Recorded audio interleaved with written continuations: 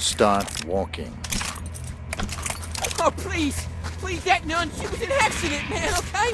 Please, I'm not gonna kill any more nuns, I swear. I just drive away.